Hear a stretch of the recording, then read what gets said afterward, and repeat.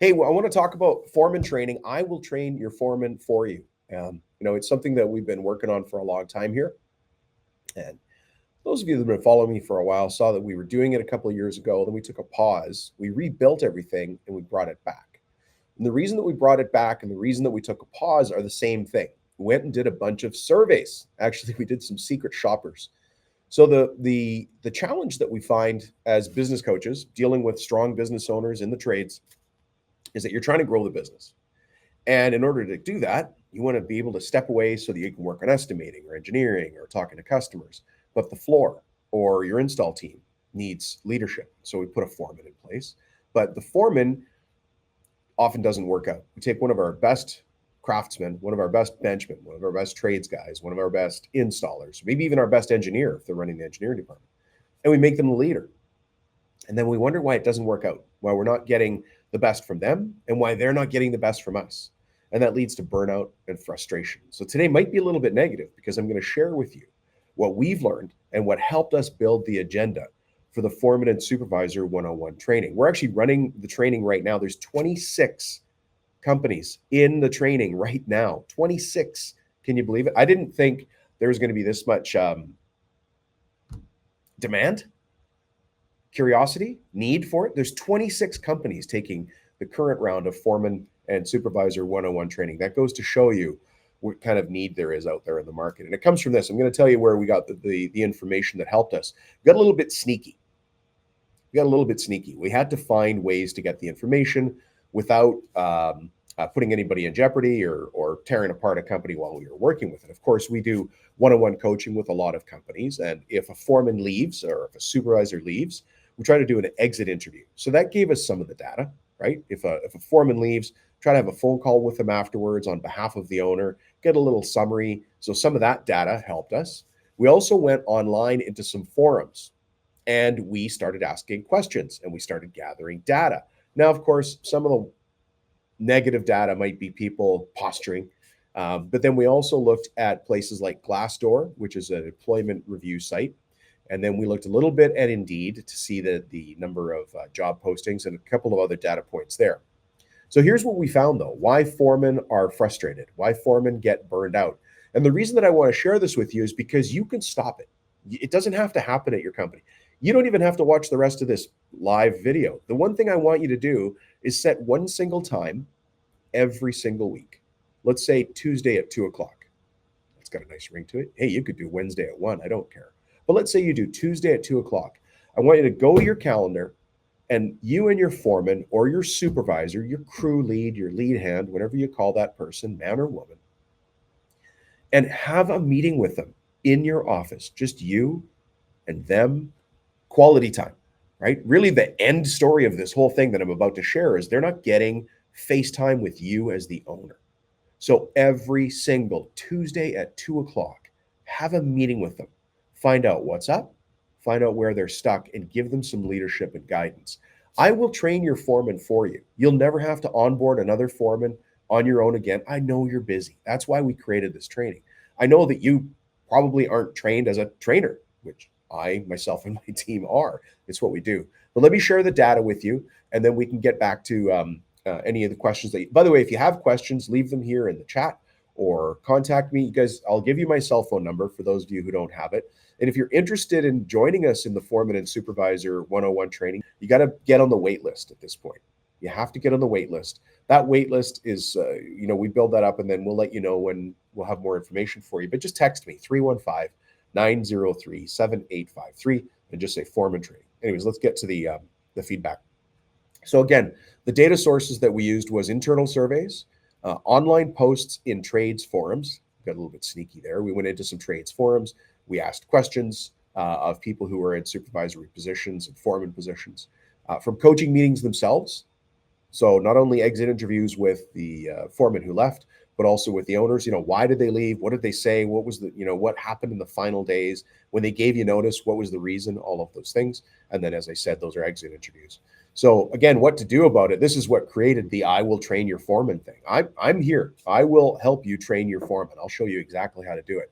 But here's the common frustrations of foremen and supervisors. And again, men and women, right? We're just talking about people who are leading other people on your crew. So first of all, you could call it a foreman, you could call it a crew lead, you could call it a sub-assembly lead, maybe it's your finishing lead, maybe it's your engineering lead, maybe it's your install foreman, right? Anybody on your team who has people reporting to them. The challenge is we take a great tradesperson and then we don't train them and support them on how to be a leader. We think that their technical skills are going to translate into leadership skills, and they're two different things. They're two very different things, right? So one of the first things we heard is, and I'm just going to put these, we generalized the feedback into a bunch of buckets. One of them was lack of support from upper management, and the other one was poor communication. There's a couple others here, but here, let me give you a third one. Constant chaos and no planning. So the first three I want to share with you, the reasons that your foreman and your supervisors are frustrated is not enough support from upper management, poor communication, and constant chaos and no planning. But if I just stop there, there's like three other things that I can go to the list. But if I just stop there, is that happening in your company? And if it is, we can solve it. That's why I said I'll train your foreman for you. But if that's happening, we can fix it. Remember, I said earlier, just set a meeting every Tuesday, 2:00. Have a meeting with them. What's up? Where are you stuck? How can I help? It doesn't sound hard, but the reality of the situation is you are running in a million different directions as the owner of this shop. You're absolutely killing it. You're superhuman. I get it. There probably is, your friends probably wonder what drives you and how you have this level of just internal fire. I don't know. You can't explain it when you've got it. You have it, I have it, right? But I understand it might be hard to set aside that Tuesday at 2, and that's only going to be a touch base. It's not actually giving them the fundamentals and the foundations of how to effectively lead a team. We just had our last meeting for the Foreman and Supervisor 101 training was all about behavioral profiles, personality profiles. And so we trained all these 26 companies on behavioral profiles. You might be interested to know that 43% of the people in that class had one particular behavioral style. There are 4. And 43% of them had one of those styles. Isn't that crazy? It changes the way we lead our teams when we know what personalities they have. It just changes it, right? If all you have is a hammer, the whole world looks like a nail. It's not the case in leadership, as you guys know, right? There's different types of leadership. There's different ways to lead people. Different people want to be led in different ways. 43% were one behavioral style. That's the kind of things we cover in foreman and supervisor training. So if you meet your foreman or your supervisor Tuesdays at 2, that's great. That takes care of poor communication and lack of support from upper management and just having FaceTime with you. But there's so much more, right? Here's a couple things that I heard when we talk about lack of support from upper management. I get blamed when things go wrong. What nobody actually tells me the plan, or they expect me to lead but never train me how. Right? And so that's a reality of the situation. Listen, I remember when I wasn't even called a foreman. I was just good at my job, and they said, "Hey, you want to be the leader?" And I was like, "Okay, I guess there's a raise with that." And that was the extent of my training, and it was trial by fire. And it was horrible. I think we actually lost some people because I, probably managed them wrong.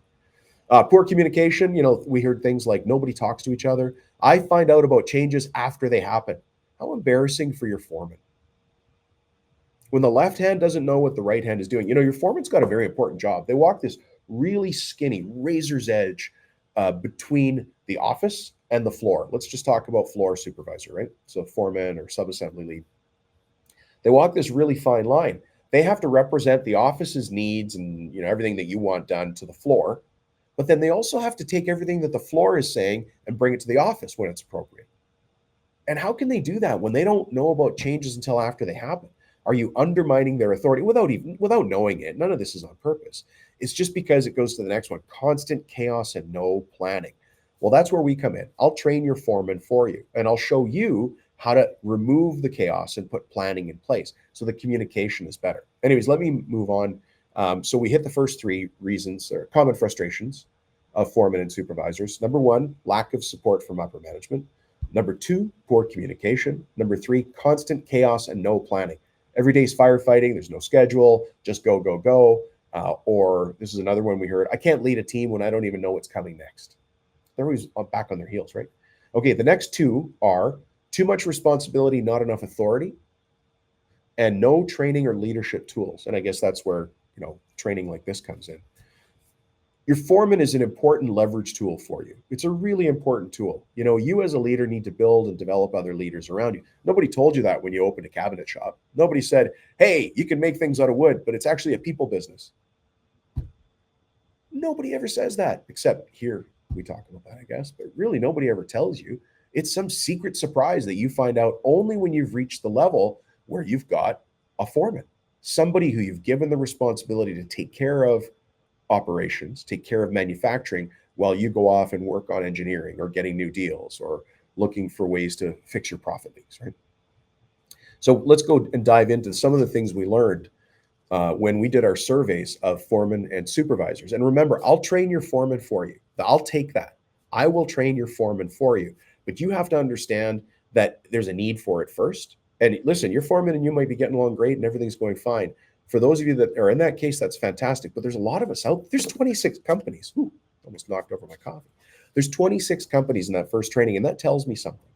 That tells me there's a lot of wise, forward-facing leaders out there that recognize that they're really good at the technical skills of building what we build, whether it's architecture, millwork, maybe your shop specializes just in doing veneer layups. Maybe all you make is baseball bats. I don't know, but it's something out of wood. But you need to lead your team to do that. And here's some of the frustrations that foremen and supervisors have told us. Too much responsibility, not enough authority. And so we dig into that a little bit and we learn things like, or we hear phrases like, I'm supposed to lead, but I can't make any real decisions. So I'm supposed to lead, but I can't make any real decisions. Interesting. So they've been given the authority to lead, but they're not actually the decision maker when it comes down to the nitty gritty. They still have to defer back to the owner. That's something that you as the owner need to learn in your own leadership skills going forward. I find this one hard in some cases and easy in other cases. When I learned to delegate, I just want to tell people what the end goal is. They might have a different path to get there, and that's fine, but I just want to tell them the end goal. And I got to trust them a little bit. There might be some mistakes along the way. There's going to be mistakes anyway. We're dealing with that now, which eats at your time and stops you from getting home, to watch your daughter's softball game, right? The other thing that we heard about too much responsibility and not enough authority is this. The crew doesn't listen because they know I'm not the real boss.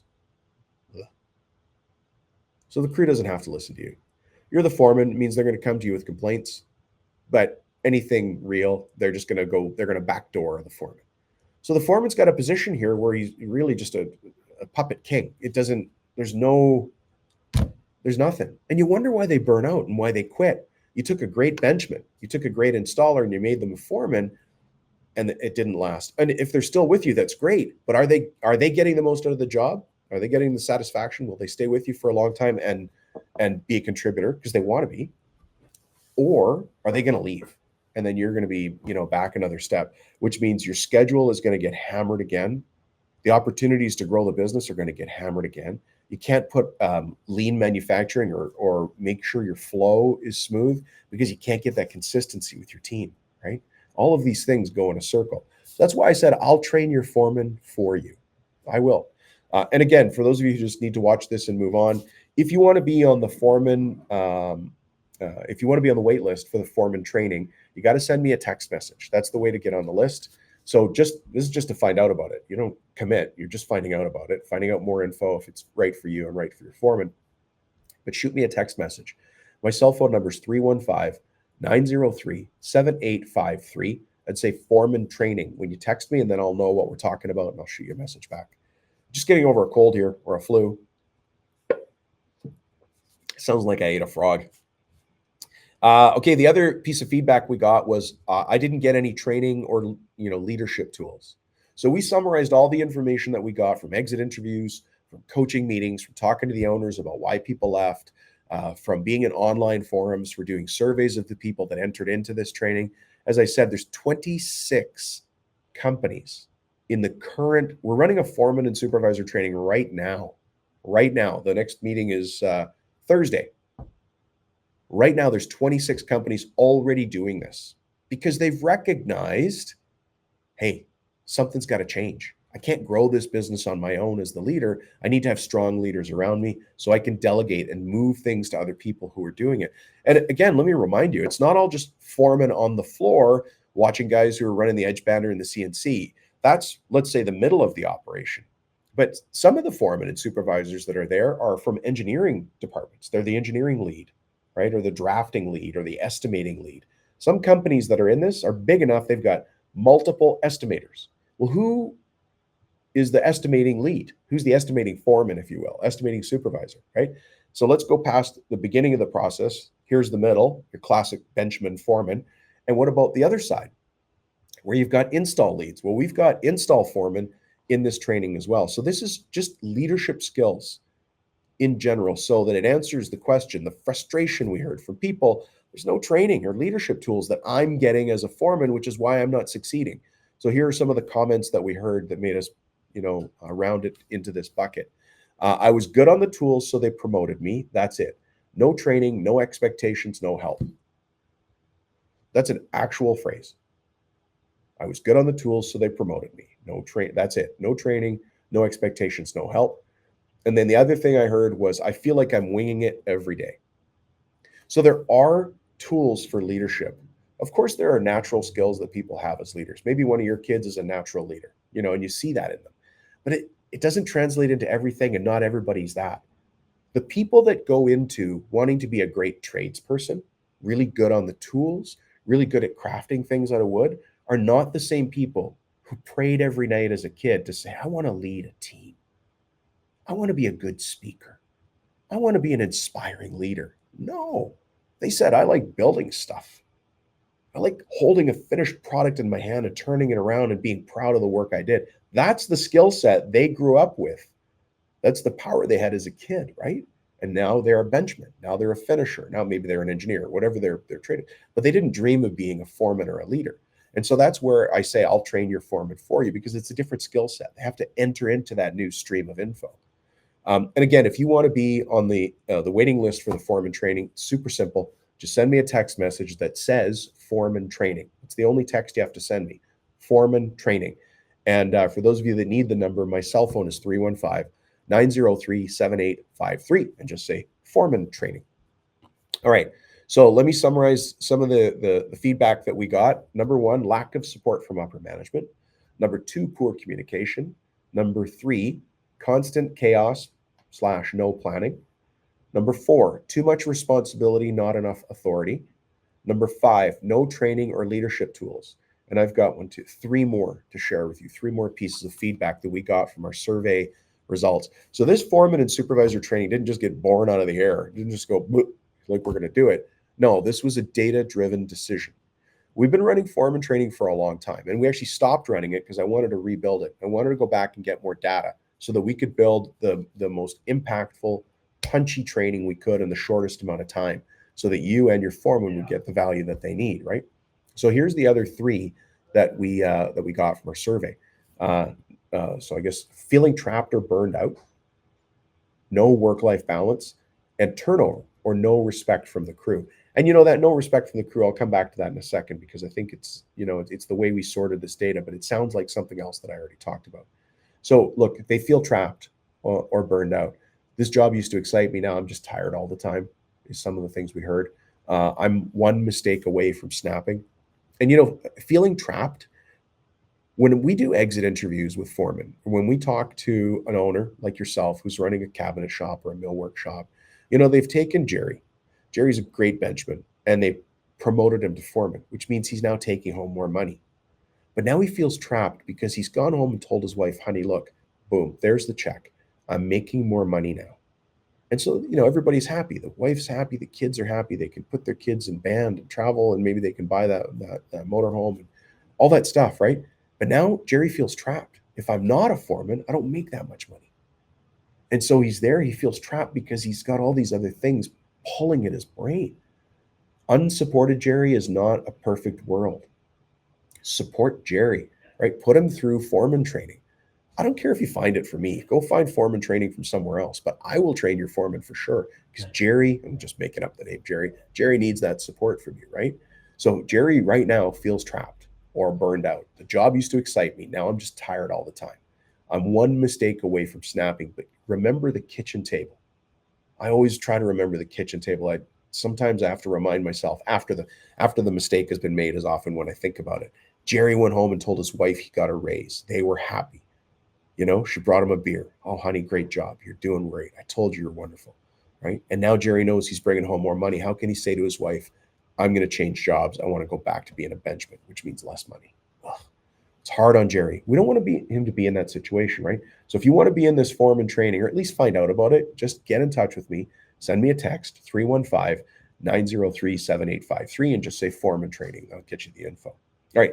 The next one is no work-life balance, which kind of meshes with that. No work-life balance. So this is what we heard from people. I'm the first one on site and the last one to leave, and I'm still behind. Sound familiar? Actually, probably sounds a lot like you. I'm the first one on site and the last one to leave, and I'm still behind, right? That's a perfect foreman. If you've got a foreman like Jerry, and he's the first one on site and the last one to leave, then we've got commitment. We've got that physical commitment, that desire to be there. This is a good situation.